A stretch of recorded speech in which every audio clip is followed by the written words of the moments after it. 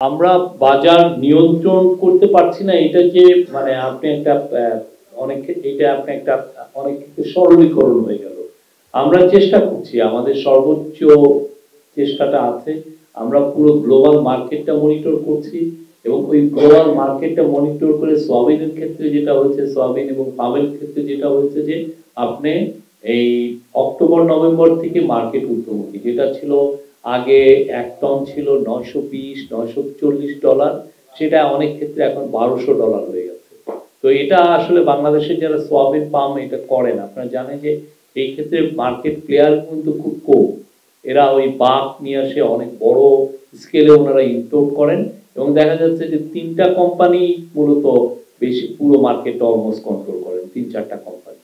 তো তাদের এই পুরো তারা যেই পরিমাণ যে নিয়ে আসছে, নিয়ে এসে মার্কেটে দিচ্ছে, আমরা এই পুরো জিনিসটাই আমাদের মনিটরিং এ আছে। আর আমরা এটা আপনি জানেন যেহেতু মার্কেট ঊর্ধ্বমুখী, সেজন্য প্রাইসটাকে সেভাবে অ্যাডজাস্ট করতে হয়।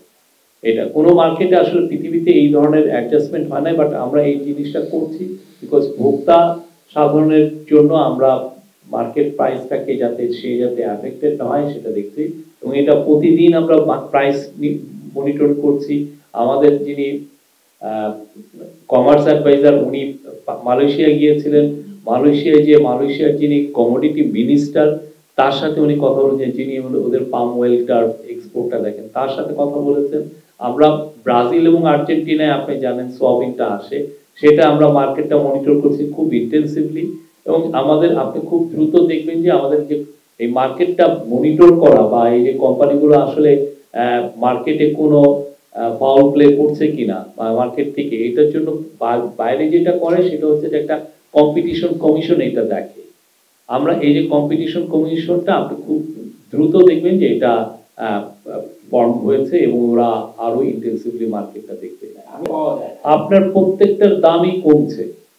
আপনি যদি মার্কেট আপনি যদি টিসিবির গত 10, 15, 20 দিনের মার্কেটটা যাচাই করেন, আপনার আমি দেখব, আমি নিজে বাজার করি, আমি আপনাকে বলতে পারি যে আমি বাজার করি প্রতিদিনই অলমোস্ট।